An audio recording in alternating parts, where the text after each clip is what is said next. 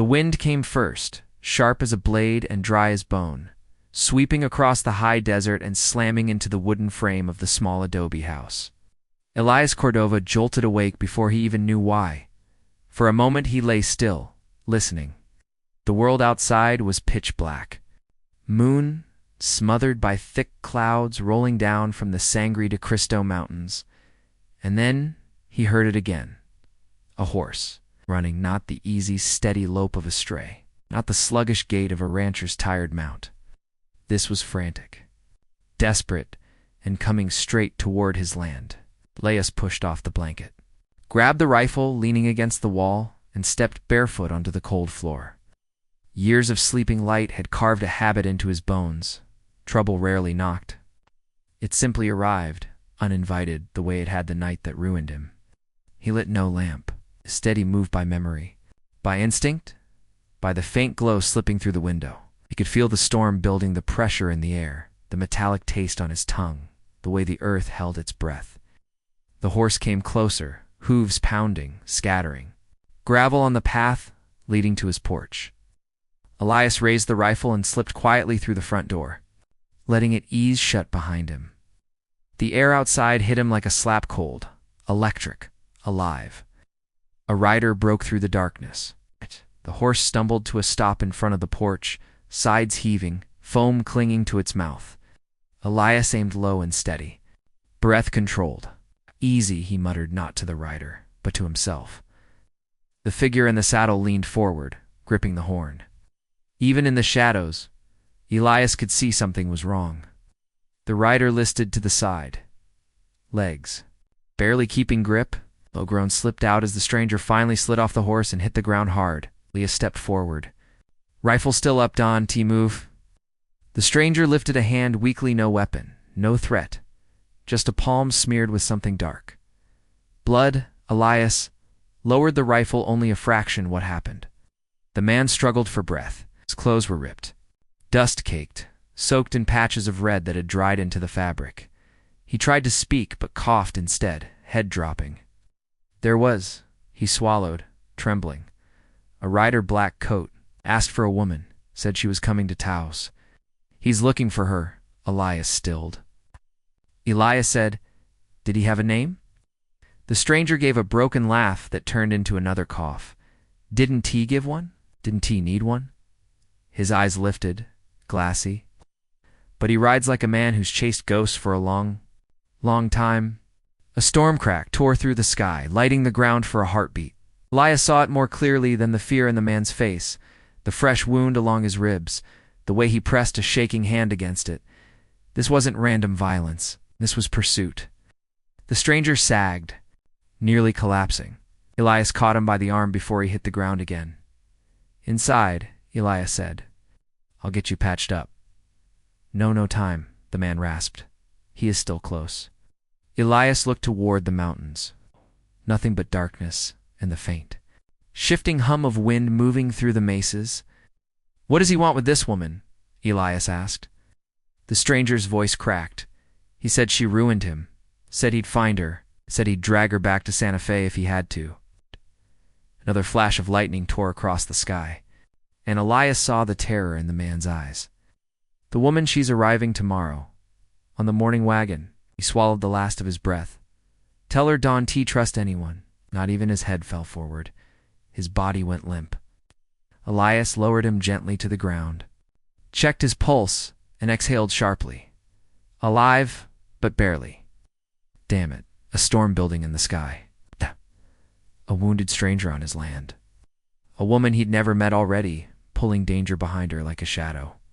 He lifted the man and carried him inside. Laying him on the cot near the fireplace, he moved quickly, clean cloth, needle, water warming on the stove, but his mind spun in circles. Someone was coming. Someone ruthless. Someone who believed this woman, whoever she was, had wronged him.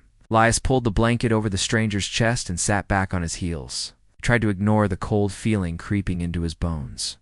The old instinct he thought he'd buried. He'd left Santa Fe to escape this kind of trouble. It wasn't Marshal Cordova anymore. He didn't get involved. But as the wind howled through the cracks of the adobe walls, something told. him that this wasn't a choice, not anymore.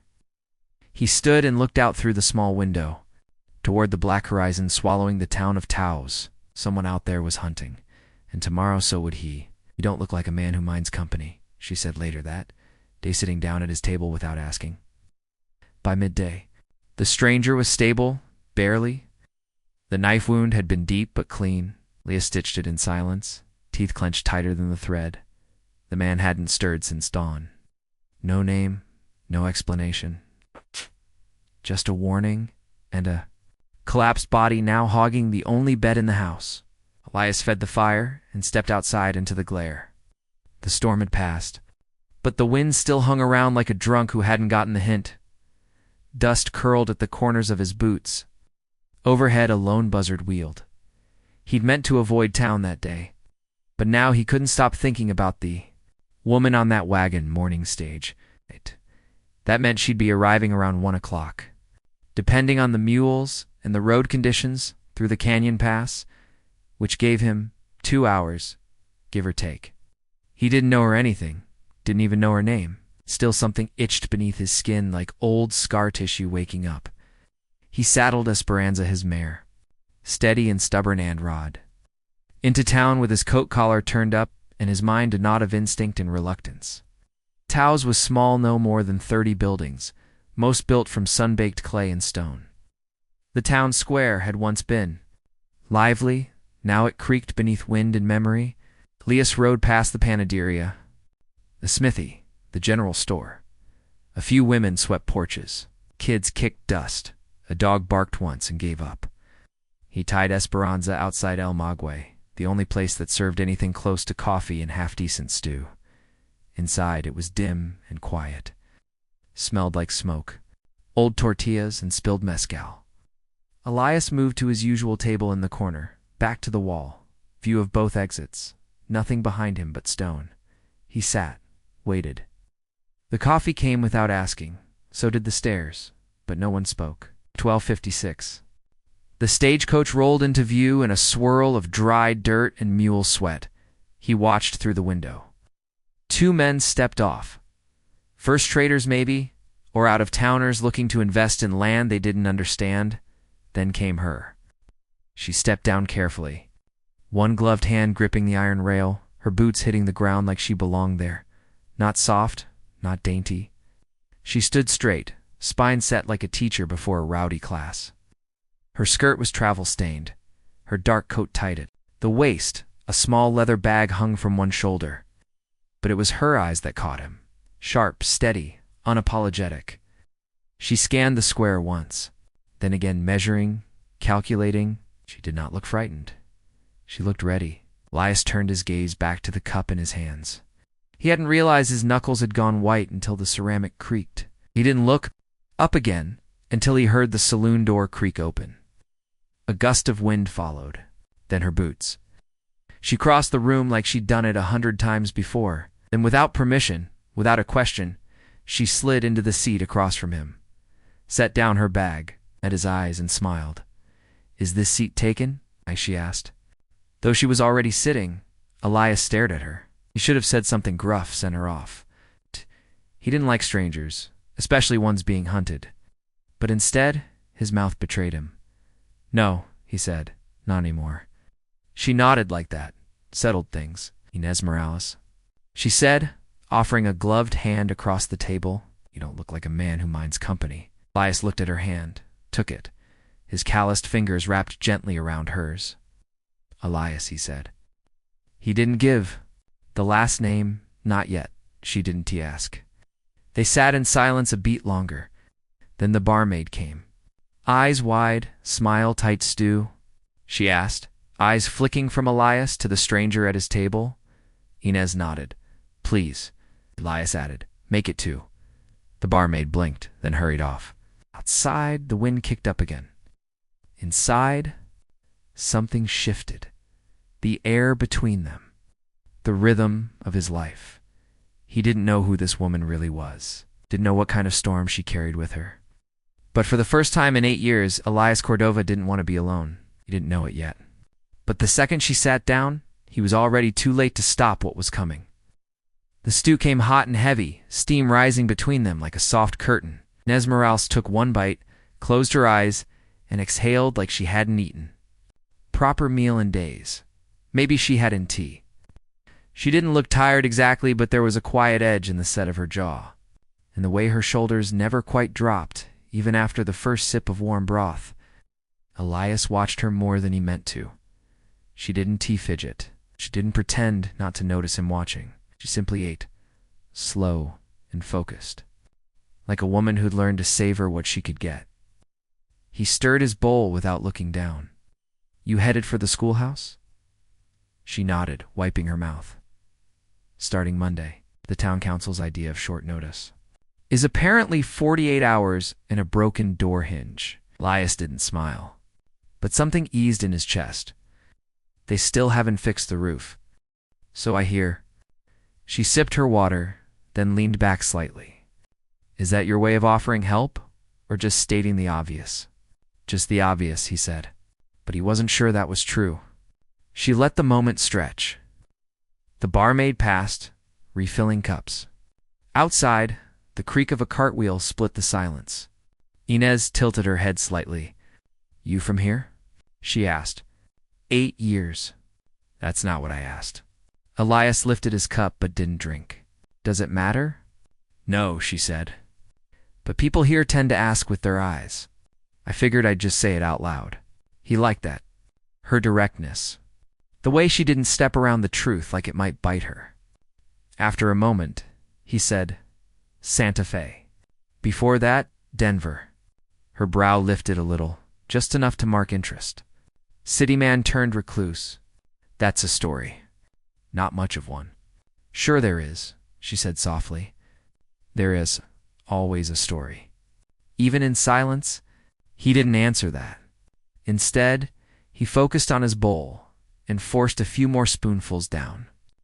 The food tasted good enough, but it sat heavy, like the past always did when it got close to surfacing. Inez leaned forward, her tone shifting.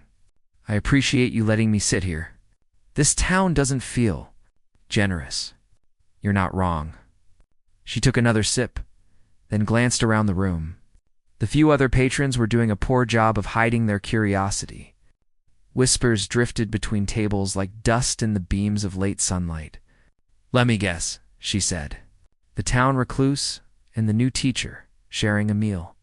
That'll be the only thing folks talk about for a week." Probably. She didn't seem to care. Or maybe she did, but she was used to it. That, more than anything, caught Elias off guard. He'd seen women pretend to be brave. He'd seen women taught to shrink. Inez Morales didn't either. He set down his spoon. "You're not just here for a job." Her gaze didn't flinch. "What makes you think that?" "Because you walk like someone with something to prove." She considered that for a second. Then she said, quiet but sure, "I'm here because it was far enough. And because they were still willing to let a woman teach." The word they hung between them. Whoever they were, Elias knew the type. The ones with power. With money, with reasons to ruin someone who got in their way. He didn't ask what they did to her. Not yet. Instead, he looked down at his empty cup, then back up. "Town's quieter than most. But not always in a good way." "That's all right," she said. "I'm not afraid of silence." Her voice was calm, but Elias caught something underneath it. A tremor, maybe. Not weakness, never that, but pain with teeth. He understood it too well. They finished their meal without much more talk. It wasn't uncomfortable. It was companionable, which surprised him. It had been a long time since he'd shared a table with someone who wasn't a ranch hand or a farrier needing coin. As they stepped out into the cooling light, Nez pulled her coat tight and looked down the road toward the Modest and where she'd be staying. Elias hesitated. "You'll need help with that roof." She turned back to him. "You offering now?" "I might be." She smiled, not wide but warm. "Good, because I was going to ask you anyway." He watched her walk away. No limp. No nerves. Just that same quiet poise. When she reached the insteps, she turned back briefly and tipped her chin half a wave, half a challenge. Then she was gone. Elias stood in the street longer than he meant to. The dust had settled. The heat was fading. But something inside him had started to stir. He'd come into town to warn her. He hadn't said a word about it. And now, he couldn't shake the feeling that whoever was hunting her was already closer than either of them knew. He looked at me like a man who's forgotten how to be seen. That night, Elias didn't sleep. He lay on his cot near the fireplace, boots still on, the oil lamp turned down low. The stranger, the bleeding man from last night, was still unconscious, wrapped in a wool blanket and breathing in shallow bursts. Elias had done what he could, stitched the wound, cleaned the dirt, poured a few drops of whiskey between his lips when the fever came, but the rest was out of his hands. What haunted him more was the warning. A man in a black coat, asking for a woman, said she ruined him, said he'd drag her back if he had to. Elias sat forward, elbows on his knees, eyes locked on the embers. The scent of smoke and sweat lingered in the room like ghosts. He thought of Inez, the way she'd walked into the saloon like she owned the floorboards, the calm certainty in her voice, the way she hadn't flinched when the silence stretched between them. She carried herself like someone used to being alone, like someone who'd stopped asking for permission. But being alone didn't mean she wasn't in danger.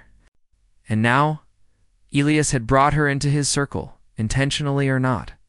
He stood, crossed the room to the table, and unfolded the worn map of the territory. His finger traced the routes from Santa Fe. There were a dozen ways someone could follow the stage, could slip into Taos without notice. Especially someone like the man the stranger described. Black coat. Knows how to ride. Knows how to track. A bounty hunter. A debt collector? A man scorned. None of it sat right. He looked back at the wounded man. If he died before talking again, Elias would be flying blind. He ran a hand down his face and reached for his coat. If answers wouldn't come to him, he'd go find them. Morning cracked across the high desert like a whip. Inez stood in the schoolyard, arms crossed, staring up at the roof. A few tiles were missing. The ones still there looked like they hadn't survived the last windstorm well. Elias approached from the edge of the yard, tools slung over one shoulder, a coil of rope in his free hand. "I figured you'd show up before the sun did," she said without turning. "You look like someone who didn't wait around." She glanced over her shoulder. "So do you?" He dropped the tools near the sidewall and surveyed the structure. This was built too fast. Cheap wood. Wrong pitch on the roof. "It's gonna need more than patching." "I've only got 3 days," she said. "And a bag of nails I bought with my own money." He looked at her then. Really looked. Her coat was dusty at the hem. The same travel boots from yesterday, cracked and worn. She had circles under her eyes and calluses on her fingers. Not the kind of woman who passed through. The kind who stayed. Fought. "Let's get to work then," he said. They worked in rhythm. She handed tools. He hammered. When she climbed the ladder without asking, he didn't stop her. When she knelt beside him to hold the new shingles in place, he didn't offer to do it for her. They didn't speak much, but the quiet was full. At one point, Elias caught himself watching her hands. Steady? Sure. Not the hands of someone new to labor. Not the hands of someone soft. "I thought teachers carried books, not hammers," he said. She gave a dry laugh. "I used to," and she didn't answer at first. Just wiped her brow with the back of her hand. And then they tried to take the books away. Elias didn't push. He understood that kind of sentence. The kind that said more in silence than in words. A truth buried under the ash. By noon, half the roof was patched. She climbed down to check the support beams inside. Elias sat on the ridge and watched the valley stretch wide around them, brush and rock and sky. It had been years since he'd worked beside someone without feeling the need to explain himself. Years since he'd let his guard drop enough to enjoy something as simple as shared labor. From inside the schoolhouse, Inez called up, "You're a quiet one." "Used to it." "Me too," she said. "But quiet doesn't mean safe." He didn't respond. Just picked up the next nail and drove it in slow, deliberate. That evening, They stood in the doorway of the half-finished schoolhouse, watching the shadows stretch across the dirt. "I owe you a meal," she said. "No need." "Wasn't a favor," she replied. "It was company." That word again? He nodded once, and she stepped back inside to gather her things. As Elias turned to leave, he saw something that froze him. Across the square, a man had stopped at the general store. Black coat, hat pulled low.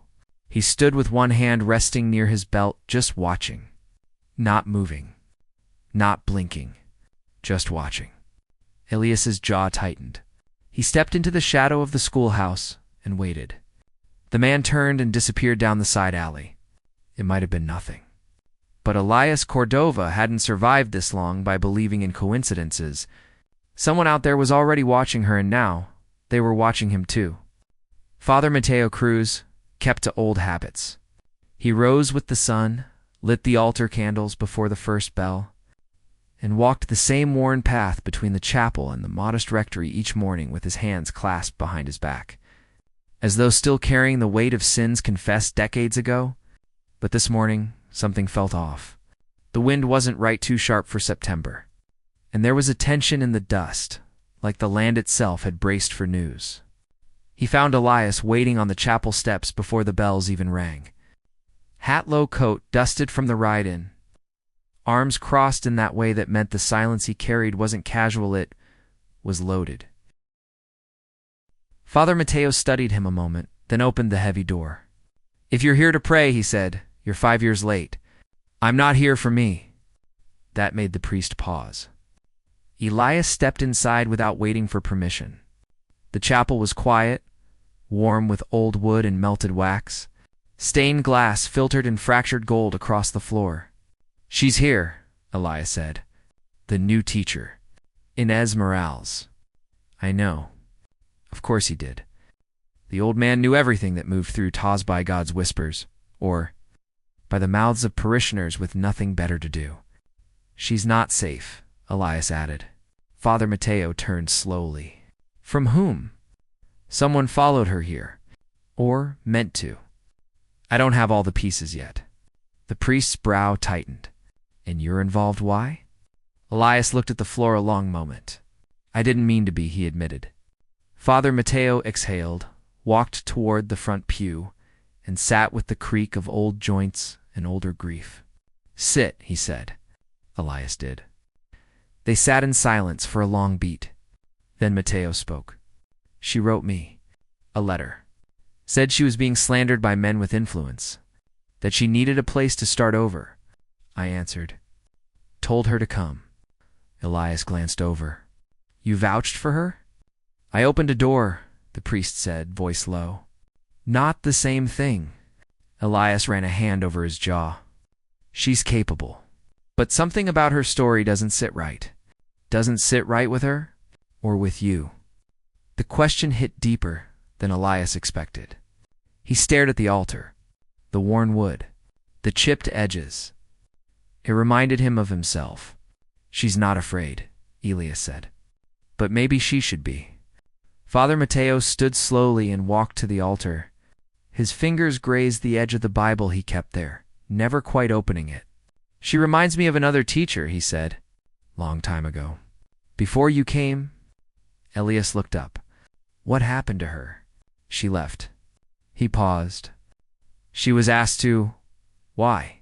The priest met his eyes. "Because the town decided her presence made them uncomfortable." Elias leaned back, his gut tightening. Mateo stepped closer. "This place pretends to be peaceful, but fear moves faster here than horses ever could." There was a long silence. Then Elias said, "Would you keep an eye on her?" "Until I know more?" The priest gave a dry smile. "You're asking me to be her guardian?" "I'm asking you to do what you already planned to do," Elias said. "But maybe keep a lamp lit at night." Father Mateo chuckled softly, then nodded. "She's got fire in her. But even fire dies without shelter." Elias stood, hat in hand. Before he left, the priest said one last thing. "You can run from guilt, Elias, but it runs faster." Elias didn't reply. He just walked out, boots echoing on the chapel stone, the words clinging to him like smoke. This town doesn't forget. Or forgive. By late afternoon, the town square was stirring. Barrels rolled from wagons. A few vendors set up makeshift stalls for the upcoming Festival de Todos los Santos, the annual celebration of saints and souls that gave Taos its one brief moment of color each year. Paper banners were being strung between posts, though the wind kept snapping them loose like a warning. It was too early in the season for true joy, but they tried anyway. Inez Morales walked slowly through the square, hands tucked into her coat, eyes scanning every face that glanced too long. Her instincts, honed over 2 long years of whispered accusations and forced relocations, flared at the edges. Someone was watching her, not openly, not obviously, but with the stillness of someone waiting. She turned toward the chapel. Inside, the wooden pews echoed each step, and the scent of incense from morning mass still lingered. Father Mateo was lighting candles at the far end when he heard her come in. "You don't strike me as a regular churchgoer," he said, without turning. Inez smiled faintly. "I'm not." "Then what brings you in today?" She hesitated, then said simply, "I needed quiet that didn't feel like punishment." The priest turned, studying her face carefully. "You've known that kind before, I take it." She nodded. "In Santa Fe, silence was what they gave you after they took everything else." Mateo motioned toward a bench. She sat. He joined her after a beat, his old hands resting gently on his knees. "Tell me," he said, "what do you hope to find here, Miss Morales?" She stared at the floorboards, then looked up, his clear voice firm. "Not forgiveness," she said. "Just space to be useful again." He liked that answer. It wasn't naive. It was in tea rehearsed. "I read your letter," he said quietly. "I know you weren't given a fair defense." "I wasn't given one at all," she replied. They sat in silence. Then she asked, almost cautiously, "Do they still burn women in this town, Father? Just not with fire anymore?" His throat tightened. "Not openly. But they've gotten creative." She nodded, unsurprised. "Then there's a man following me." His brow lifted slightly. "I haven't seen him clearly," she said, "but I feel it. Like footsteps, just a little too slow behind me." Mateo exhaled. "You're not wrong to trust that feeling. And you're not alone." She looked at him. "You have allies here," he continued. "You may not believe it yet, but you do." Inez didn't answer, but she didn't argue either. When she left, Father Mateo stood at the doorway and watched her disappear down the street, coat flaring behind her like a battle flag. And in that moment, he knew. The trouble she brought was already in motion, but so was something else. Something long buried and just now stirring. Across the street, Elias stood in the shadows behind the post office, one hand on the butt of his revolver. The man in the black coat had returned. And this time, he wasn't hiding. He was watching the chapel, watching her. He hadn't come for redemption. He'd come to collect a debt with interest. The storm didn't arrive all at once. It crept. The sky dimmed from blue to lead-gray by noon. Clouds thickened like old grudges, heavy with unshed rain. Wind pressed its fingers through cracks in wood, through gaps in doors, howling low as if warning something wicked was on its way. Inez stood on the roof of the schoolhouse again, hammer in hand, nails clamped between her teeth. She wasn't wearing gloves. She needed to feel the grain of the wood, the rawness of the material beneath her palms. She needed her hands to ache. Below, Elias held the ladder steady with one boot while measuring 2 more beams, his hat tilted low against the rising wind. He hadn't spoken much since she found him waiting outside the chapel that morning, hat in hand, jaw set like stone. He hadn't said why. She hadn't, he asked, but he hadn't left her side since. When thunder rolled low in the distance, Elias looked up. "You should come down." "Not done yet," she muttered, spitting out a nail and hammering it clean through the shingle. "Neither s the storm?" She gave him a quick look, half, a smirk. "Let it come." Lightning cracked somewhere behind the hills, far but closing in. The air tightened. Elias climbed halfway up the ladder and met her at the edge of the roof. "You fix everything yourself?" "Not everything," she said. just what no one else will. He watched her for a moment, the way her jaw tensed, the way she held the hammer too tightly, like it was the only thing tethering her to the earth. You do know there's no prize for suffering in silence, right? That surprised a laugh out of her, a quiet one, bitter-edged. I've learned not to expect applause. The wind picked up, and a gust rattled loose shingles near the chimney. Elias climbed the last few rungs, moved to her side, and started nailing them back down.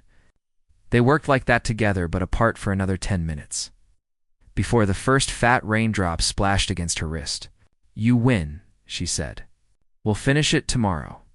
As they climbed down, the sky finally broke. Rain came in, sheets fast, cold, relentless. They made it inside just as it hit full force. The schoolhouse was dark, the lamps still packed in boxes, windows streaked with dust and now rain. Inez shook off her coat, pulled her hair back into a knot, and set the hammer aside. Elias leaned against the wall, arms folded, soaked through but unmoved. You always pick fights with the sky? He asked. Only when I think I have a shot at winning. Lightning flashed through the window. She looked at him, then really looked. He was drenched, sure, but there was something else behind the eyes. Something restless. Like his skin didn't fit right anymore. What is it? She asked. Elias hesitated. There was a man across from the chapel this morning, he said. Tall. Black coat. Didn't he blink? Her blood ran cold. Did he follow me? Maybe. Or maybe he's been waiting. She stepped back from the window. Did he see you? I didn't wait to find out. The storm outside deepened, wind howling against the walls. Thunder cracked again, closer now. I need to know what he wants, she said. Elias didn't answer right away. Instead, he reached inside his coat and pulled something from his inner pocket. A small object wrapped in oilcloth. He unwrapped it slowly, revealing a badge.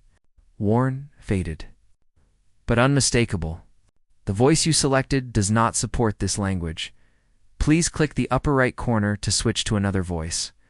Deputy Marshal. I used to ask questions for a living, he said. Now I just wait for the truth to catch up. She stared at it. You were law? I was a man who thought justice and truth were the same thing. She looked him in the eye. And what are you now? His voice dropped low. Someone who knows better. You have the hands of a man who's done more harm than he meant to. Rain clattered against the windows like small fists, persistent and wild. The schoolhouse was still under construction, but it held. Barely. The wind slid between the floorboards, whispering secrets neither of them wanted to hear out loud. Elias tucked the badge back into his coat, slow and deliberate, like someone burying an old wound instead of a keepsake. Inez hadn't moved. You don't show that to just anyone, she said. I don't show it at all. Not anymore. So why me? He hesitated. Because if someone's hunting you, and I'm standing in their way, I need to know what I'm protecting.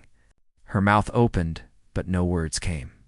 Elias leaned against the edge of the teacher's desk, hands braced on either side. His eyes never left hers. What did you do in Santa Fe, Inez? She laughed, sharp, humorless.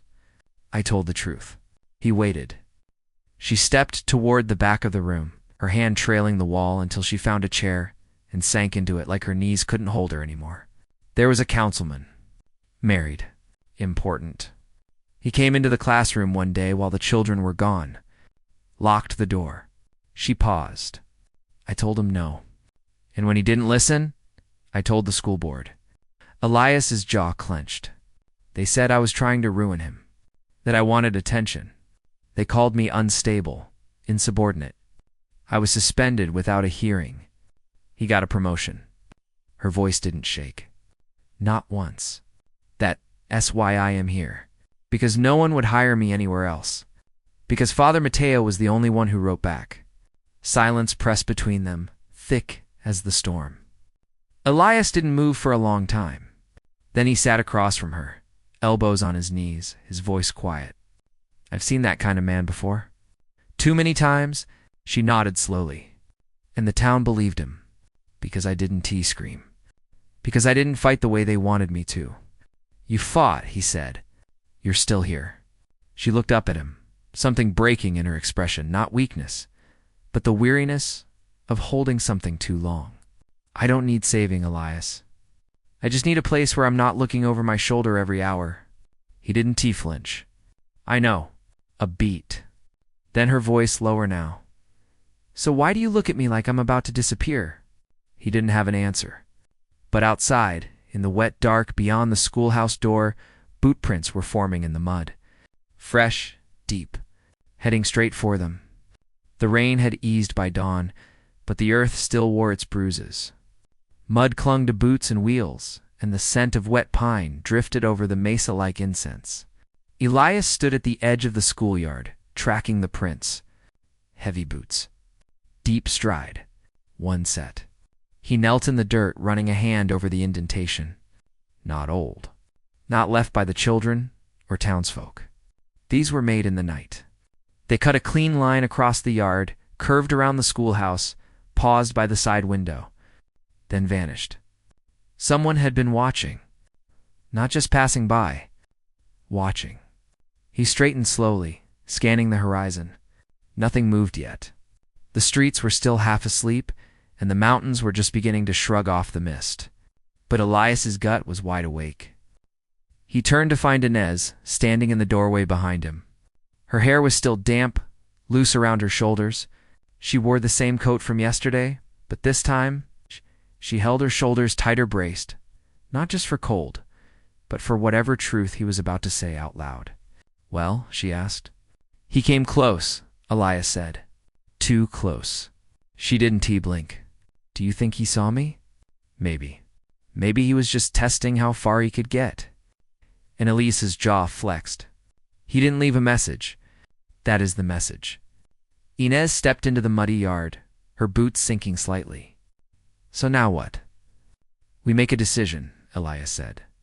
"About how long you're planning to stay, and what you're willing to risk to stay." She didn't hesitate. "I'm not leaving." "I didn't say you should." "Good," she replied, "because I've been running long enough. If he wants something, he can say it to my face." Elias almost smiled. Almost. But then he caught movement in the distance, just beyond the edge of town, a flicker of black against the rise of the ridge. The man in the coat. He was riding slow, like someone with time to kill. Elias stepped closer to Inez. "You need to stay in town today," he said. "Stay visible. Stay where folks can see you."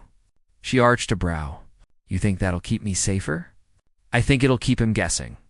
She nodded, but her mouth was tight. "And you?" she asked. "I'm going to pay someone a visit." 20 minutes later, Elias stood outside the door of the doctor's shack on the edge of town, where the wounded stranger from the first night had been moved. He knocked once, then pushed the door open. The room smelled of alcohol, laudanum, and old timber doctor. Hal Vickers sat in the corner rolling a cigarette with fingers too steady for a man his age. He looked up when Elias entered. "He's awake," the doctor said, "but don't expect poetry." Elias nodded and stepped toward the cot. The man on it looked like hell. Pale, sunken cheeks. Sweat at his temples, but his eyes were open and sharp. "You came back," the stranger rasped. "You didn't finish your story," Elias replied. The man smiled, a slow curl that hurt to watch. "Heard she made it into town," he said. "Teacher. Pretty. Walks like she's not afraid of the ground." Elias didn't confirm or deny it. "Who's after her?" he asked. The man coughed. Winced. "He doesn't go by a name. Just rides in, rides out.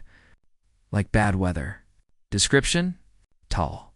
Black coat. Always alone. Talks soft, but looks at you like he's measuring the cost of your life." Elias's jaw clenched.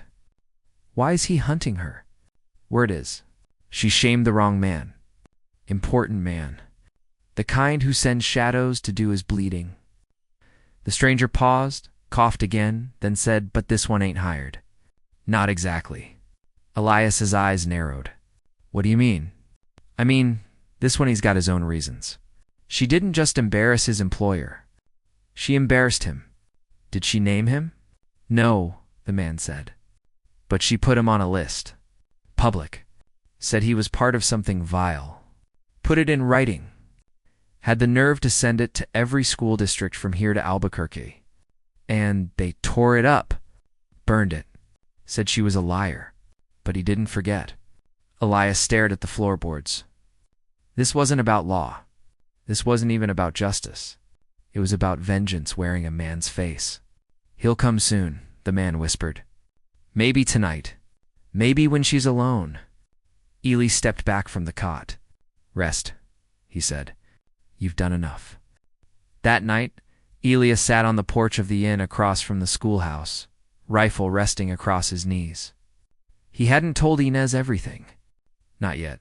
She deserved rest. Deserved to believe she still had time. But time was thinner than she knew. The town was quiet. Too quiet. Even the wind had stilled. Then a sound. Footsteps. Deliberate. Crisp. From the far side of the square, the man in the black coat emerged. He didn't hurry. He didn't sneak. He simply walked, like a man invited. Elias stood, rifle in hand, heart steady. The man stopped 10 feet away, tipped his hat. Evening, he said. State your business, Elias replied. I came for a conversation. You're too late. She's got nothing to say. That's where you're wrong, the man said. She said plenty. Just didn't say it to me. The silence between them cracked like old wood. Elias took one step forward. She's not alone, he said, and you're not welcome here. The man smiled, slow and sharp. Dose and tea matter. Storm S already here. He turned and walked away, coat trailing behind him like smoke. Elias didn't follow. But he didn't sit back down either. Inside, Inez slept, unaware. Outside, the line had been drawn. He came carrying no weapon, but every word out of his mouth was a threat. The next morning broke in shades of iron. Gray light spilled through the windows of the schoolhouse as Inez stood at the blackboard, chalk in hand, but her mind elsewhere. The children hadn't arrived yet, just birdsong, creaking floorboards, and the lingering taste of dreams she couldn't quite shake. Elias hadn't come by. Not since last night. Not since the moment he said everything without saying a word. She pressed the chalk harder than necessary, drawing a straight line across the board. Her handwriting was sharper today. She could feel it in her bones, some shift, some storm crawling closer. The air was too still. The quiet wasn't peace. It was pressure, waiting to crack. She turned toward the window and stared across the square. Nothing moved. Not yet. But she could feel the eyes again, like yesterday, and the day before. She took a breath, turned back to the lesson, and whispered aloud the sentence she was about to write. Not all ghosts are dead. Elias sat outside La Posada, the town's only inn, cleaning his revolver with a piece of linen that used to be part of his mother's dress back when things were simple. Before justice got complicated and the lines between good and necessary blurred into something unholy, he'd slept maybe an hour. Every creak in the floorboards, every gust of wind that rattled a shutter, every horse hoof in the distance, he heard it. Felt it in his ribs. The man in the black coat hadn't come back, but Elias knew he would. Men like that didn't disappear.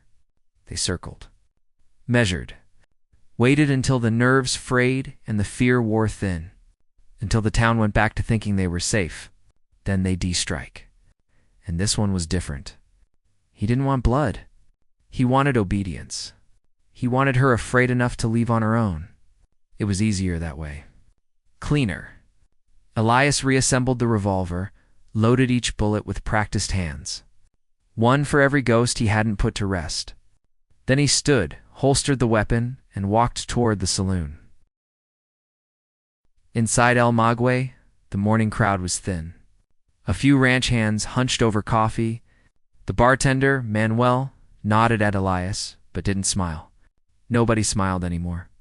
Not since word got out that the black-coated man had a name, Cole Thatcher. A name like dry bone and bad luck. A name that tasted like ash in the mouths of the people who whispered it. Elias took his usual table. Ordered nothing. Across the room sat Deputy Tomas Leandro, a boy with a badge and barely the spine to wear it. Elias had no beef with him, hell. The kid tried, but he wasn't built for men like Thatcher. Elias motioned him over. Tomas approached, hat in hand. Nervous. "Morning," the deputy said. "You saw him yesterday?" Elias asked. Tomas nodded. "Watched him walk the length of the square. Didn't speak to nobody. Didn't he? Buy nothing. Just looked. Anyone else see him?" "A few, mister." "Batista? Clara at the bakery end?" They all said the same thing. He looked like trouble that didn't care if you knew it. Elias leaned in, voice low. "You still carry that shotgun behind the desk?" Tomas blinked. "Yes, sir." "Keep it loaded. If you see him walk into any building that's not the inn or the church, you follow." Tomas hesitated. He ain't broken any laws yet. "He will," Elias said. "Trust me." The kid nodded slowly and walked off, jaw tight. Elias sat back. His hand drifted to the scar on his side, a reminder of what hesitation cost. Back at the schoolhouse, the children finally arrived, half-soaked, boots muddy from the night's rain. Inez greeted each with a smile and made sure they took off wet coats and dried their hands before sitting. She noticed the whispers. Children were honest in ways adults forgot how to be. "Miss Morales?" one girl asked, eyes wide. "Who's the man in the black coat?" Inez knelt beside her. "Where did you see him?" "Near the chapel. He was staring at the cross, but not like he believed in it." Inez swallowed hard. "Thank you for telling me," she said gently. And then she stood and locked the schoolhouse door. At noon, Father Mateo lit a candle that he hadn't touched in years. One for St. Michael the Archangel, the patron saint of warriors and those under siege. He wasn't sure if the fight ahead was spiritual or brutal. Likely both.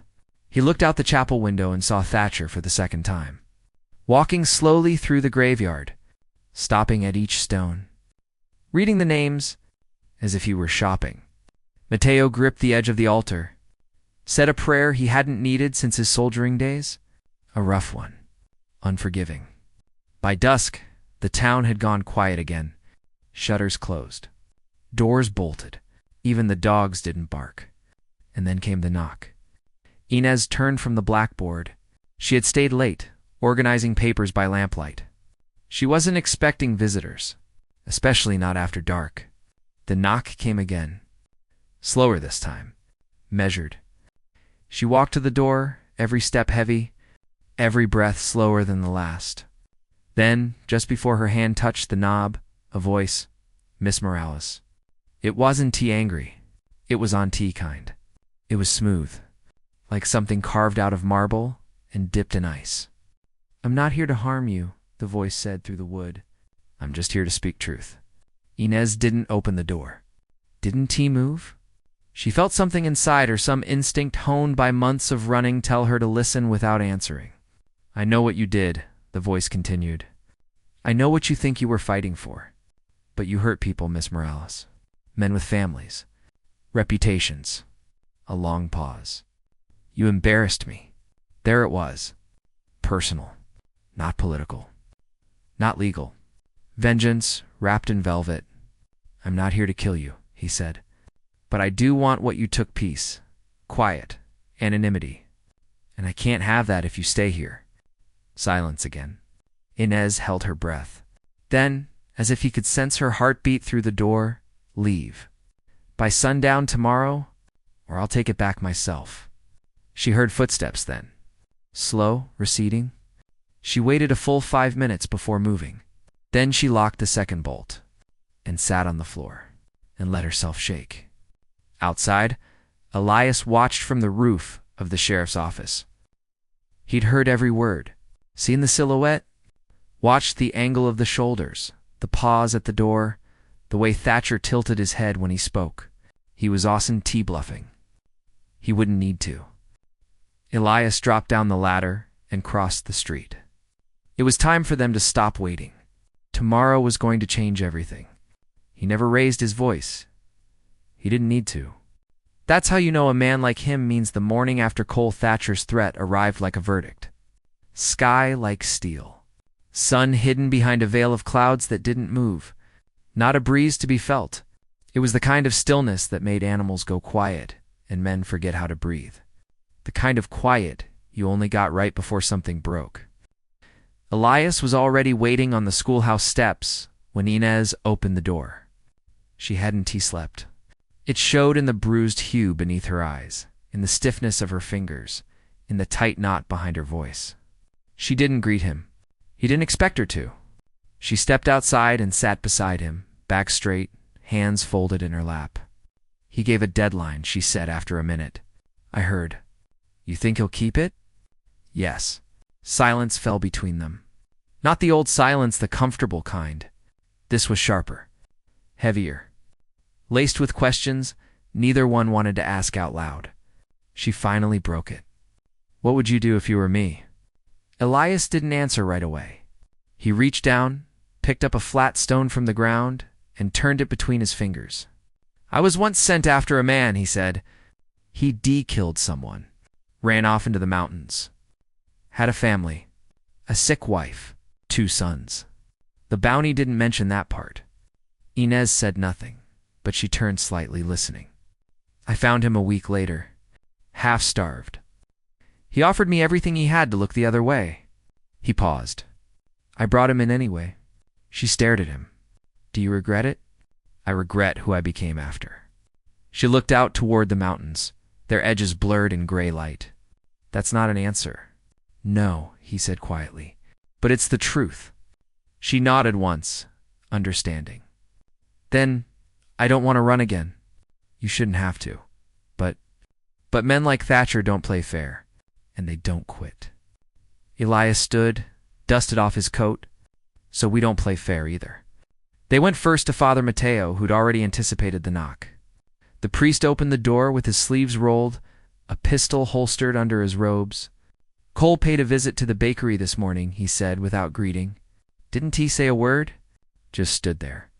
Watched Clara frost bread like he was memorizing her hands.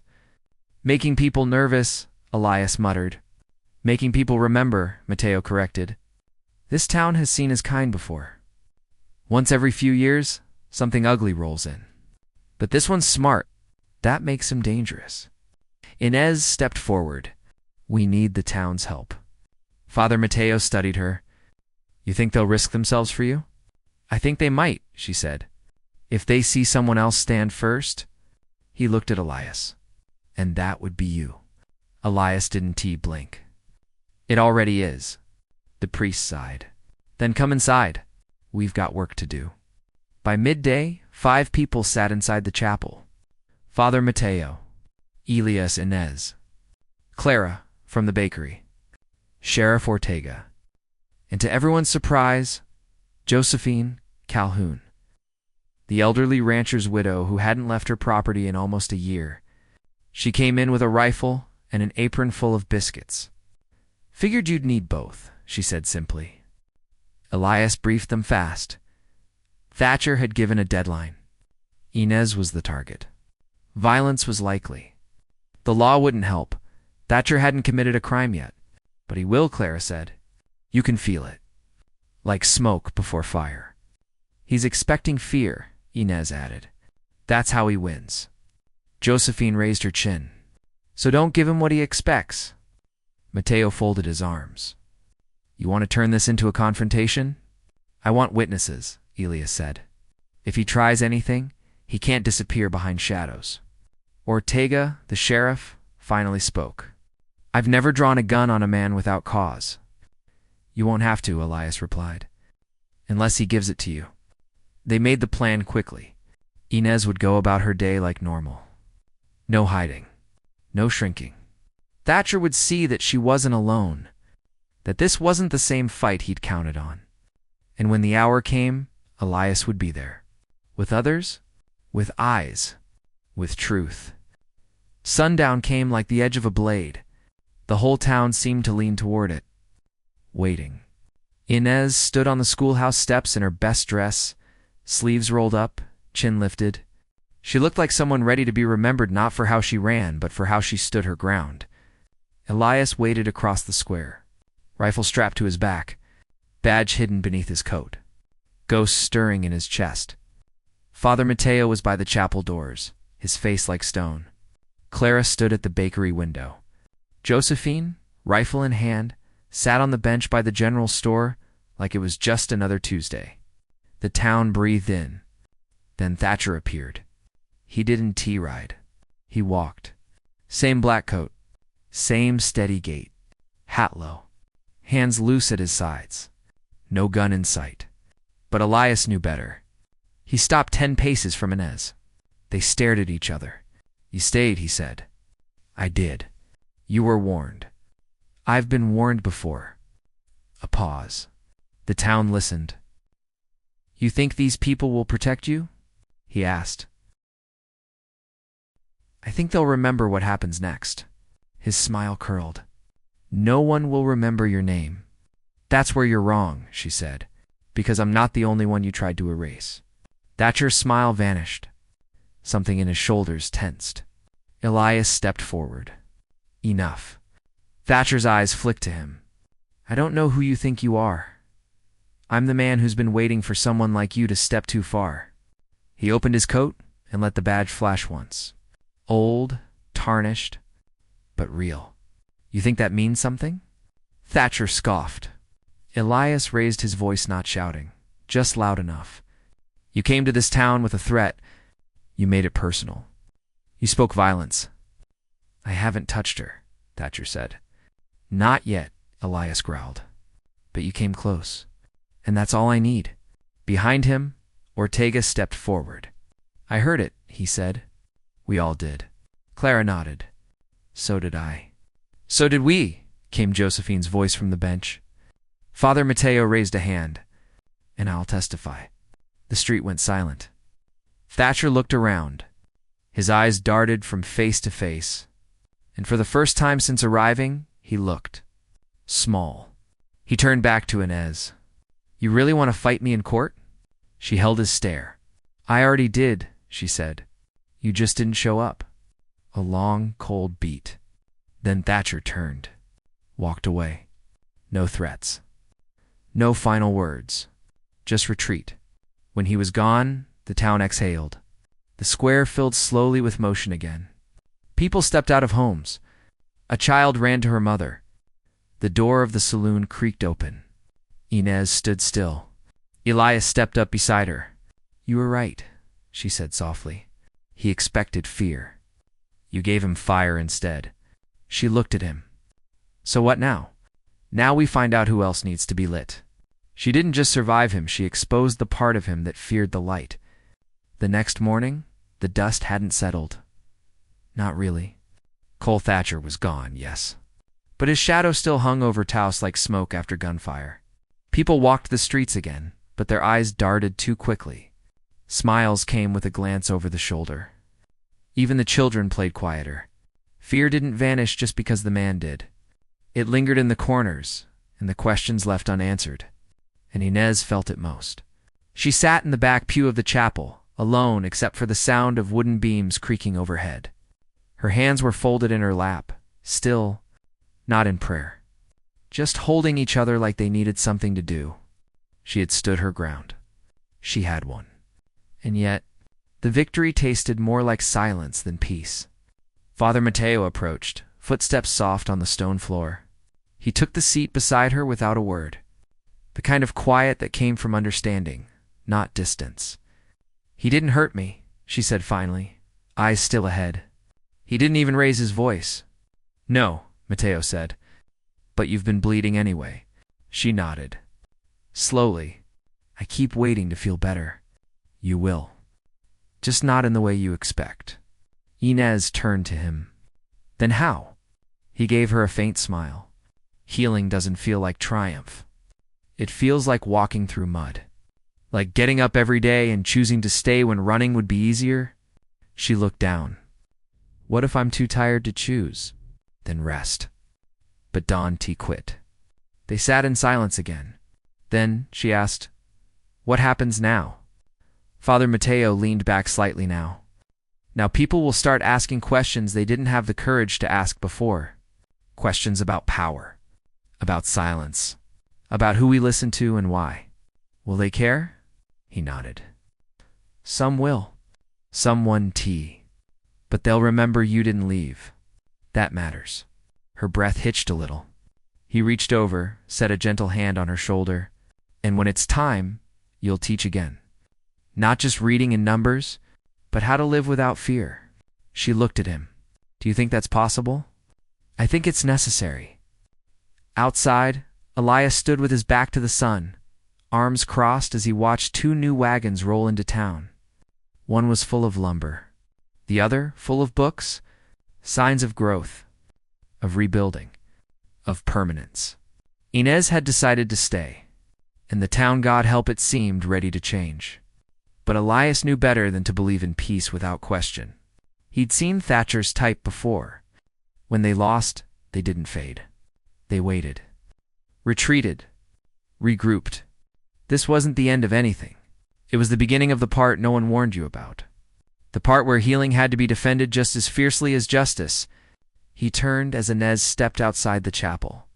She squinted in the light, face unreadable for a moment. You all right? He asked. I don't know, she admitted. But I am not afraid. That's a good start. She walked beside him toward the schoolhouse, past the bakery, past the general store. People nodded at her now. Some smiled.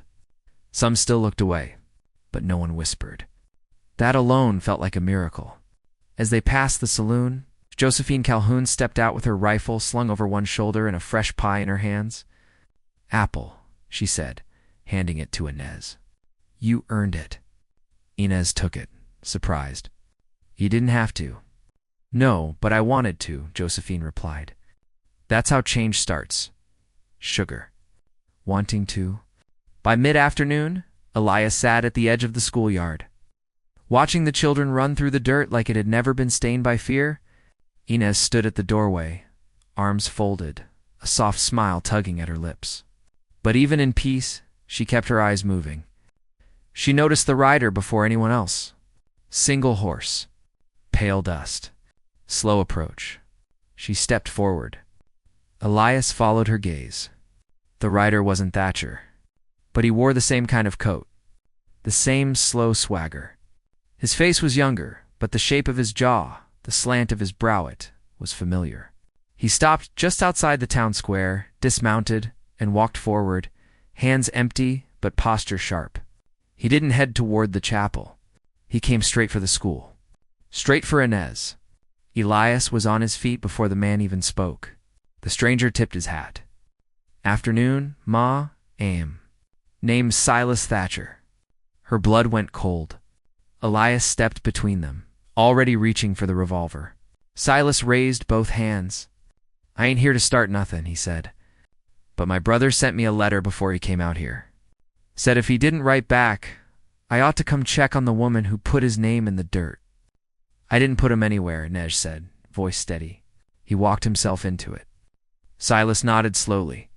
Sounds about right. He looked around the square, noted the stairs. I ain't like him, he added. But I still came to say my piece.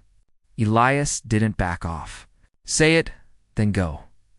Silas looked at Inez. My brother was cruel. Always had been.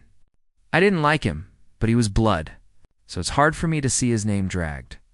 Hard, but not wrong. She didn't blink. Silas exhaled. Just wanted to see the woman who didn't flinch. I flinched, she said softly. I just didn't run. He gave a nod. That's something, he said. That's more than most.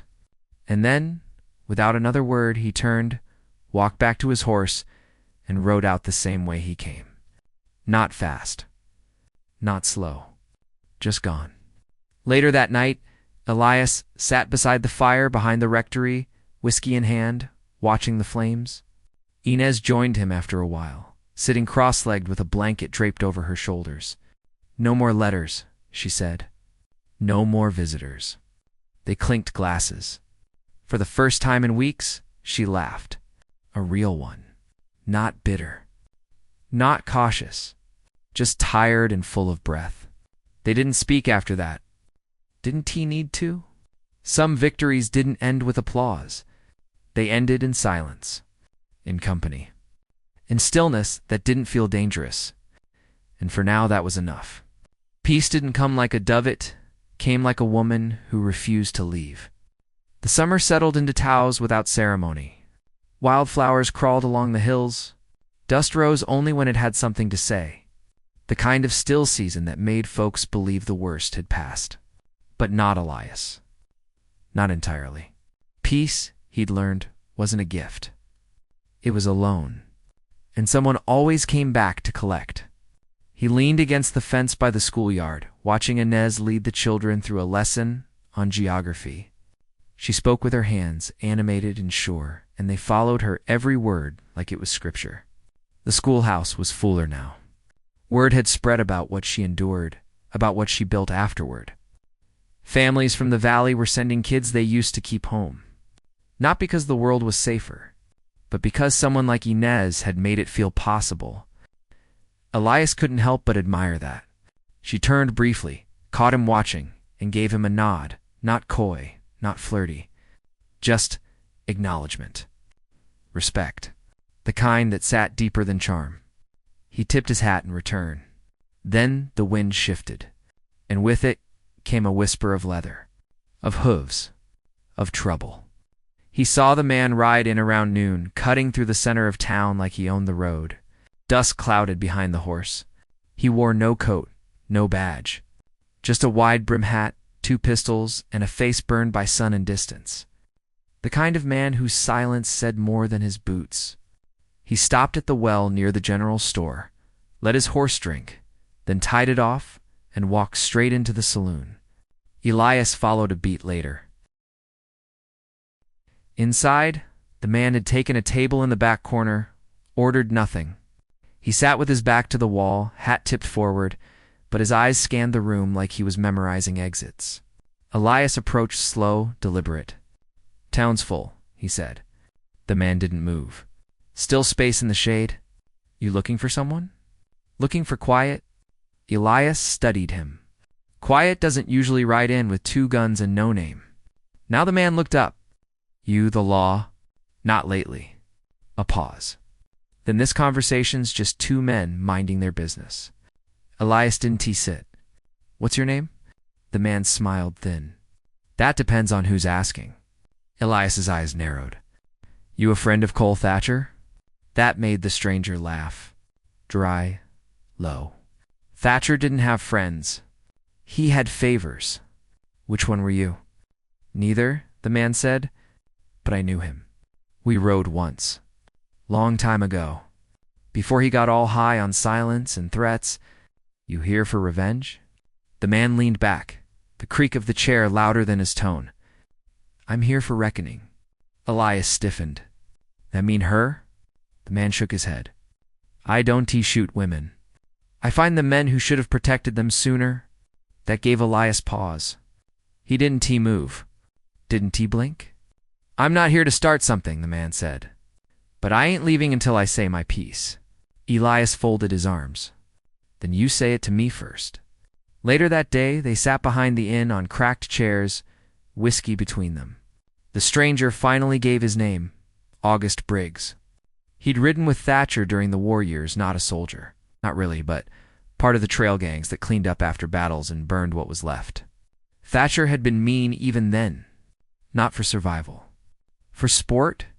"I left the day he buried a woman for refusing to cook," Briggs said. "She had kids." "He didn't care." Elias said nothing. "I figured he was dead by now. Then I heard what happened here. Heard a teacher stood up to him. Heard he walked away." Briggs looked out toward the edge of town. "Folk talk about her like she's some kind of fire. I had to see it for myself." "She's not a symbol," Elias said. "She is a person." "I know," Briggs nodded. "That's why it matters." Elias poured another shot. "So what do you want? Redemption, maybe? Or to make sure his rot doesn't keep spreading?" Elias stared at him for a long moment. "Then, you planning to stay?" "For a while," Briggs said. "If she'll have me." That evening, Inez found them both outside the schoolhouse, where she'd hung up new lanterns. Briggs stood when she approached, hat in hand. "Ma'am," he said. "I'm August. I came to see the woman who made the devil flinch." She eyed him. Not with fear, but with calculation. With memory. I've seen your kind before. I'm not that man anymore, he said. She nodded slowly. That's not my call to make. But I'll know soon enough. He dipped his head. I don't expect trust. Just time. She turned to Elias after Briggs stepped away. You believe him? I believe he regrets something.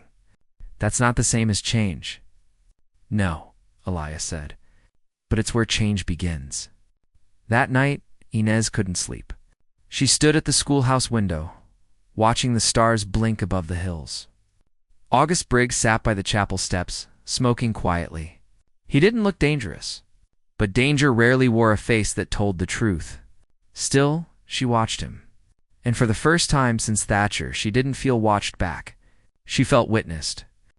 Not as a threat, not as a victim. As someone standing still after a long ride. And it scared her more than she'd admit. He didn't come with threats. He came with memory. And that was harder to refuse. The days grew longer. August stayed. He didn't press. Didn't overstep. He helped rebuild the split-rail fence behind the chapel. He shoveled mud from the east trail after the summer rain. And when he wasn't working, he sat quiet under the cottonwood near the schoolhouse, reading old books Father Mateo gave him. Books with cracked spines and heavy stories. War, sin, forgiveness. Inez noticed. She noticed everything. She noticed how he didn't flinch when children laughed too loud. How he nodded to townsfolk, even when they didn't nod back. How he stayed out of the saloon, out of the gossip, out of her way. She noticed how he waited. That part unsettled her most. One afternoon, while the students copied maps from the board, Elias appeared at the doorway. He didn't speak, just gestured with his head. Inez handed her chalk to a boy in the front row, stepped outside, and closed the door behind her. What is it? She asked. Town council's meeting, he said. They want you there. She frowned. Why? They didn't say. But the air's thick. Feels like something's shifting. She crossed her arms. They could have sent word. They wanted to keep it quiet. And they sent you? He shrugged. They trust me. She stared at him. Do you? Elias didn't answer right away. Then, I trust you to speak for yourself. But if they're planning something, I figured you'd want a friend in the room. That softened her. Only slightly. The council gathered in the back room of the general store. 5 men. 2 women. All older than Inez. All seated in creaky chairs around a scarred wooden table that had seen more arguments than treaties. Mayor Delgado sat at the head. He nodded when Inez entered, but didn't smile. We appreciate your time, he said. I'd say the same, she replied, if I knew why I was here. We'll get to that, he said. Elias leaned against the wall behind her. Silent but present. Delgado cleared his throat. There's been talk, he said, about the school. About changes. What kind of changes? A few parents are concerned, he said carefully, about some of the materials you've been introducing. Inez raised an eyebrow. Geography, history, mathematics? Delgado looked uncomfortable. Stories, books, writings that question things. She didn't blink. Such as the idea that certain men of influence might not deserve their positions, that some truths were buried, that silence was a weapon. She folded her arms. So they're concerned I'm teaching truth? They're concerned you're teaching your version of it. And which version would they prefer? Another councilman spoke up. One that doesn't stir unrest. Inez let out a slow breath. What they're really saying is, they don't want their children asking questions they can't answer. Delgado raised a hand. Miss Morales, no one here is accusing you. We're simply asking gently that you consider easing back. Refrain from certain topics. Let things settle. Settle, she repeated, like dust over a grave. The room fell silent, then her voice clear. If you brought me here to ask me to lie by omission, you should have said so sooner. I would have dressed differently. Elias smirked in the corner. Delgado frowned. This is a town built on order. No, she said. It's a town built on survival. And survival looks different now. A long pause. Then, quietly, one of the women on the counselor rancher's widow named Ramon spoke. My granddaughter came home last week asking about the railroad riots. Said she never knew workers were jailed for demanding clean water. Inez looked at her. Ramona smiled faintly. I told her to ask you more. Another pause. Then Delgado sighed, leaned back. We'll revisit the matter. I'm sure you will, Inez said. She turned and walked out, not waiting for dismissal. Elias followed, biting back a grin. You've got a talent for making people uncomfortable. She glanced at him. Truth has sharp edges. He nodded. And you're not afraid to cut. That evening, Inez sat on the porch of the schoolhouse, watching the sky shift from amber to indigo. The heat had broken. Crickets chirped. Dust settled like flour across the boards. August approached with 2 tin mugs and a bottle of sassafras. Permission to sit? He asked. She nodded. They drank in silence. Then he said, Word is you shook the council this afternoon. I told the truth. He smiled a little. That's 2 in 1 week. You're on a roll. She turned to him. Why are you really here, August? I told you, reckoning. For who? For myself? She studied him. And how long does that take? As long as you let it. She looked away. I don't need saving. I know. I don't want pity. I wouldn't dare. She sipped. Then, do you think people can really change? He was quiet. Then, I think the ones who know they've done harm carry it like lead. Some sink. Some claw their way up. And you. I clawed. Still am. She nodded. Then softly she asked, Do you believe in forgiveness? August looked at her. Only when it's not begged for. Then why are you here? He didn't answer right away. Then because I thought maybe you'd teach me how to stay. Not as a lover. Not even as a friend. Just as someone trying to learn. The honesty landed like a stone in her chest. She didn't respond. Just passed him the bottle. And he took it like it meant something. Some men come to forget. Others come to remember.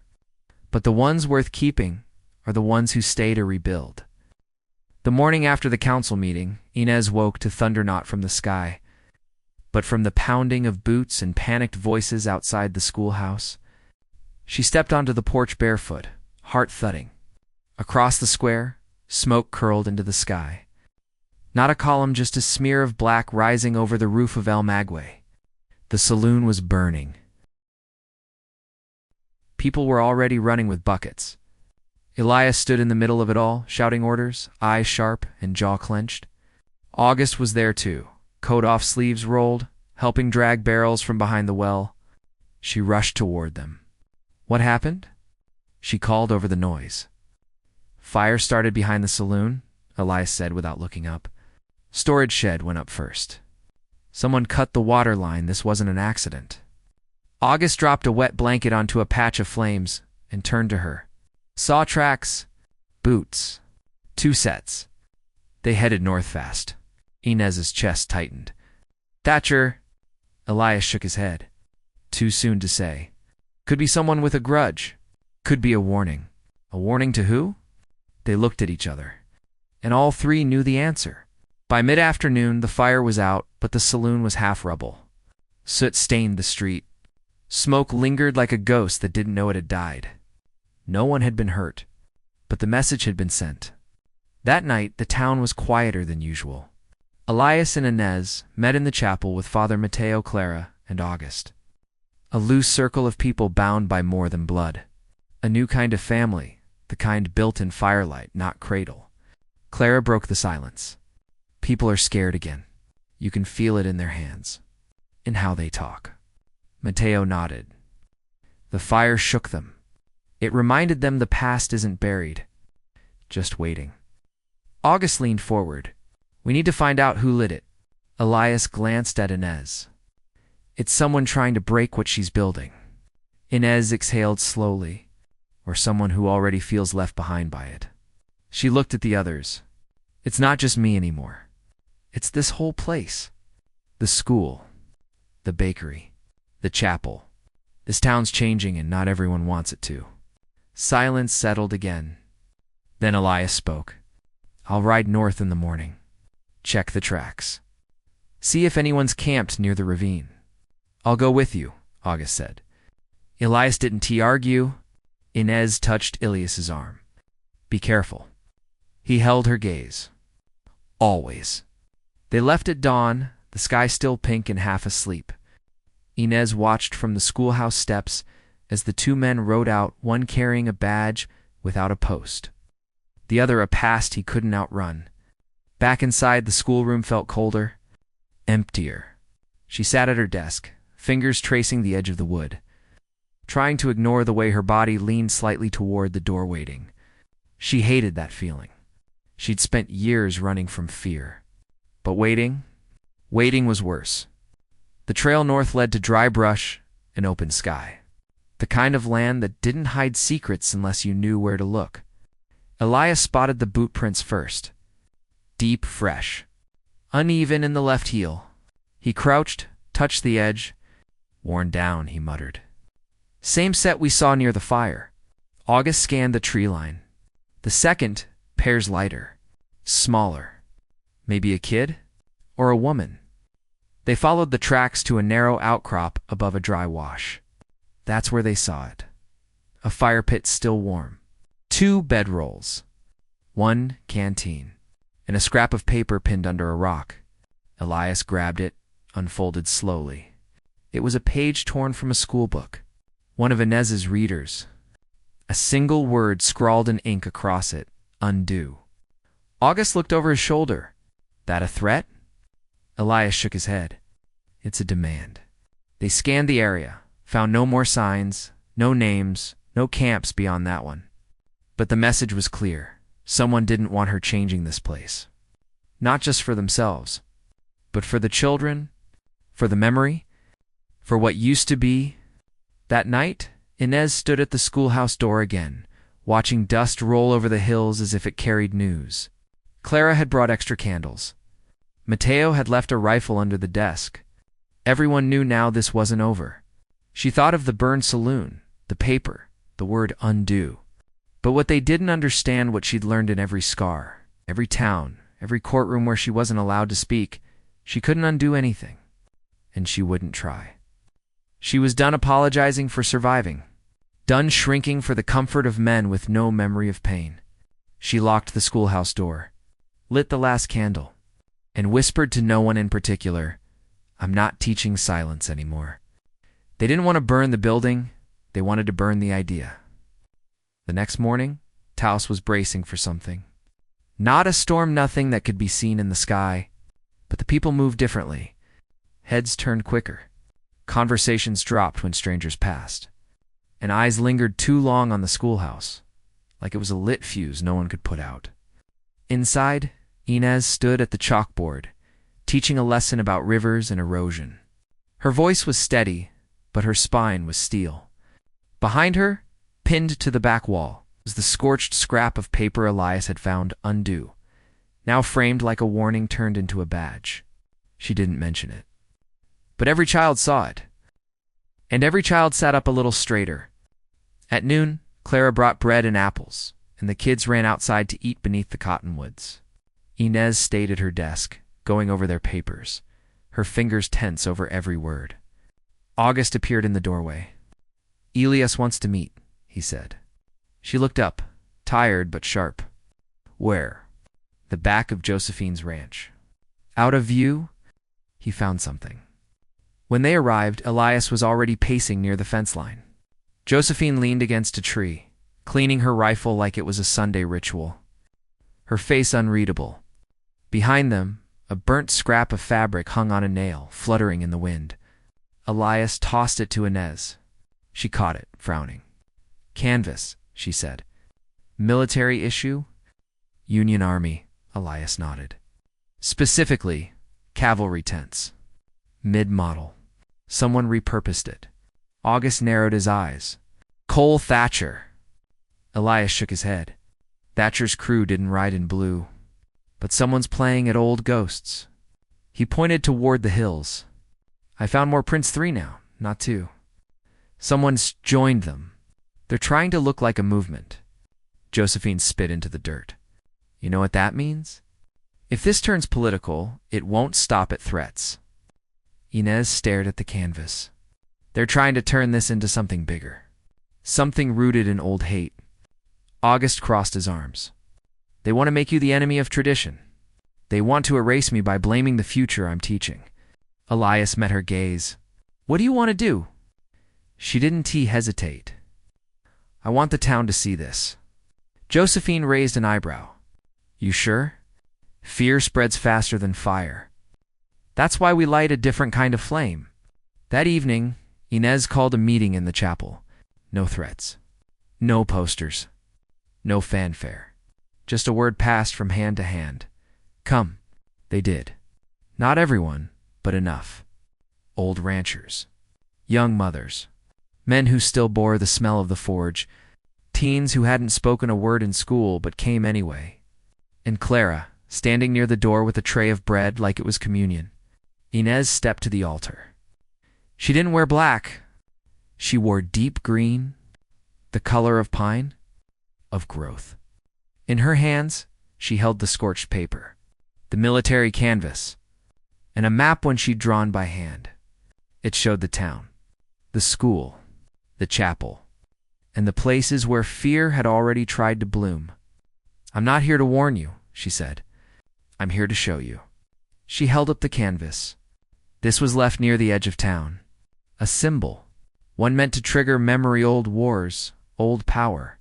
It's not a threat to me. She paused. It's a threat to you. Murmurs rippled. A few heads bowed. Some jaws clenched. She continued. They don't just want to burn buildings. They want to burn ideas. They want us to believe that teaching girls about justice is dangerous. That telling the truth about the land we stand on is rebellion. That kindness is weakness and silence is strength. She raised her voice, not shouting, but clear. I will not teach silence. A long breath. I will teach stories, the real ones. I will teach resistance. I will teach the names they tried to forget. And if that makes me a target, then at least I know I'm facing the right direction. She stepped back. Silence.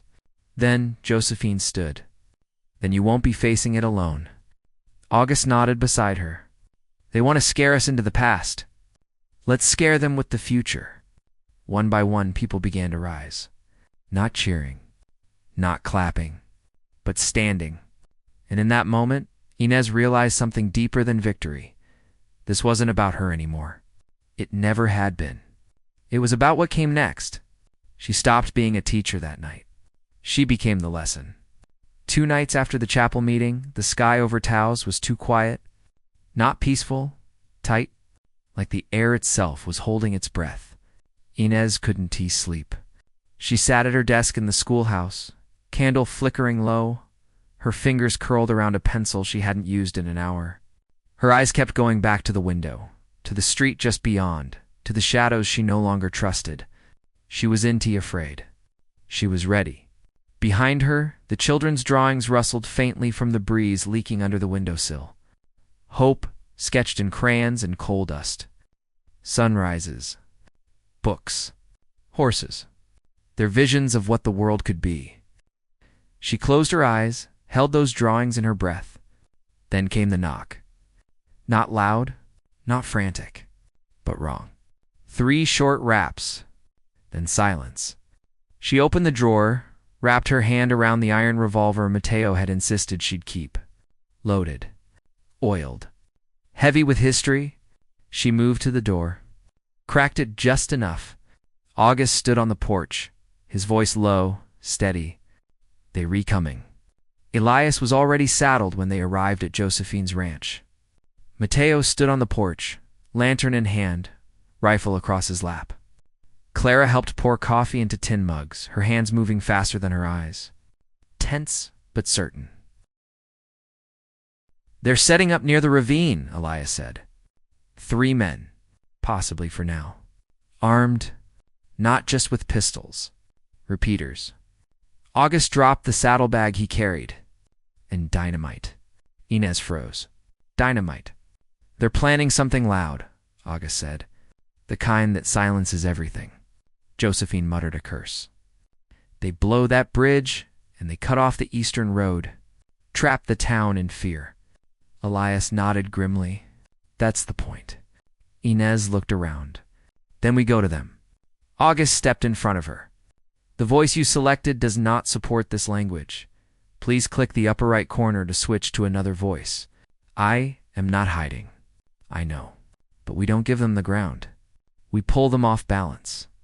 Make them show their faces in front of the people they want to control. Elias grunted. We get them to the square. Let the town watch. Let the truth bleed into daylight. Mateo said quietly. Truth only matters if someone lives to tell it. Inez met his gaze. Then we make sure we all do. Just before dawn, Inez stood in the center of the square with the others, Elias on her right, August on her left, Josephine on the roof of the chapel with her rifle. Mateo beside the bakery, armed with a shotgun he hadn't used since his brother was killed in Santa Fe. No sirens. No speeches. Just readiness. And a town holding its breath with them. Then came the sound of hooves. Not fast. Measured. A statement. 3 riders entered the square. Faces covered. Dust trailing like a flag of war.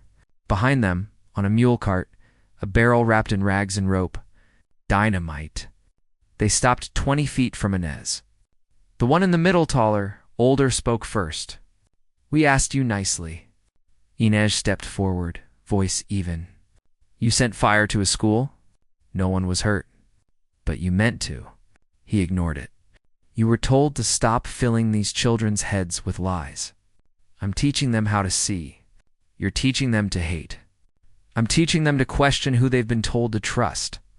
Another rider barked. You think you're safe behind them? You re-not? Then came a sharp, deliberate sound from above Josephine, cocking the rifle. The leader flinched. His horse skittered. And that crack in his confidence, just that small slip, was all the town needed. Clara stepped into view, apron stained with dough, but eyes steady. Then Mateo. Then the stable boy, barely 16, standing with a slingshot and a face full of fire. Then Ramona, the widow. Then Tomas, the blacksmith, arms crossed, boots planted. Dozens now. Not angry. Present. The leader of the masked men looked around and saw what they all saw. It was too late. The town had already chosen. Not her. Themselves. This isn't over, he hissed. Inez stepped forward. Then finish it. He stared at her, hand twitching at his side. Elias didn't move. August didn't flinch. But the man's hand never drew. Because he realized maybe too late what silence looked like when it wasn't submission. It was resistance. He turned, spurred his horse. The other 2 followed. No shots fired. No blood spilled. But the dynamite never reached the school. And the next sunrise came without smoke. That evening, Inez sat at the same desk, the same candle. Only now, the drawings behind her didn't rustle in fear. They stood still. Because the air wasn't holding its breath anymore. It was breathing. And so was she. They didn't retreat because they feared her. They retreated because she made fear useless. 3 weeks passed, and no one came back. Not the masked riders. Not their threats. Not their dynamite or dark promises. Just silence. But not the kind that hurt anymore. This was a different silence. The kind made of laughter in the schoolyard, of boots shuffling in and out of the general store, of hammers ringing from the blacksmith's forge. A silence filled with living. The square had changed. Not with banners or parades. Nothing loud. Just small things. Fences repaired, shutters painted, new books passed hand to hand. Elias built a bench under the cottonwoods near the schoolhouse. August fixed the broken church bell that hadn't rung in years. Josephine let her hair down for the first time in a decade and taught Clara how to shoot. Even the wind felt warmer. Inside the school, the shelves were fuller, the children louder, the questions bolder. One afternoon, a girl named Sophia raised her hand and asked, Miss Morales, who decides what's true? Inez looked at her, paused. then said, "The one who dares to remember." And Sophia smiled like she understood more than most grown men ever would. Later that week, Elias brought Inez a letter. No return address, just a stamp from somewhere north. She opened it at the desk where this all began. "Miss Morales, you don't know me, but my brother did.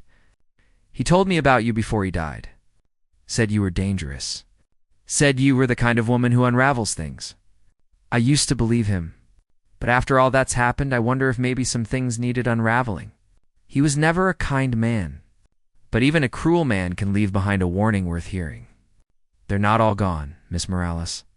Some men like him are just quieter, better at hiding behind books or law or God. But you already know that. You saw through him. That makes you dangerous still. Dante, stop. The voice you selected does not support this language. Please click the upper right corner to switch to another voice." She folded the letter, placed it in the drawer next to the revolver she hadn't touched since that night in the square. Then she closed the drawer and smiled. Autumn rolled in slow. The leaves and towers turned copper and gold, rustling like old pages. The air cooled, not bitter, just crisp. And Inez began teaching the students about seasons, not just of the weather, but of life, of growth, of change. She spoke of standing still and of moving on, of silence and what breaks it. And when the students asked about the fire or the men who rode in to scare her, she didn't flinch. She told them the truth, not all the details, not every scar, but the kind of truth that lets healing begin. That's what mattered. On the last Sunday of October, the town held a gathering, nothing official. Just folks bringing bread and stew and stories to the chapel steps. Mateo read from a passage, but he kept it short. No one needed preaching. They needed presence. Elias carved a table from reclaimed barnwood and set it under the cottonwood. Josephine poured cider for strangers. August played an old harmonica tune no one recognized, but everyone swayed to anyway. And Yuneshi sat in the middle of it all, surrounded by children tugging at her sleeves, asking for stories. She gave them some, left out others, but smiled through every one. When the sun began to dip behind the hills, Elias walked over and offered her a seat on the bench he'd built. She took it. They sat for a while, watching the horizon, watching the town, saying nothing. Then Elias said, "You could leave, you know? You've done more than most townsfolk do in a lifetime." She nodded. "I know. You staying?" She didn't answer right away. "Then it's not just about surviving anymore. It's about belonging." He looked at her. "And do you?" She turned to him, eyes soft but steady. "I do now." He smiled. "That's the kind of truth worth fighting for." They sat in silence again. But this time, it wasn't heavy. It was full. And beneath the tree, with the last light filtering through the branches, Nez whispered, almost to herself, "A quiet life isn't a small life." She let the words hang in the air. Not a declaration, not a lesson. Just truth. The kind no one could burn. The kind that stays.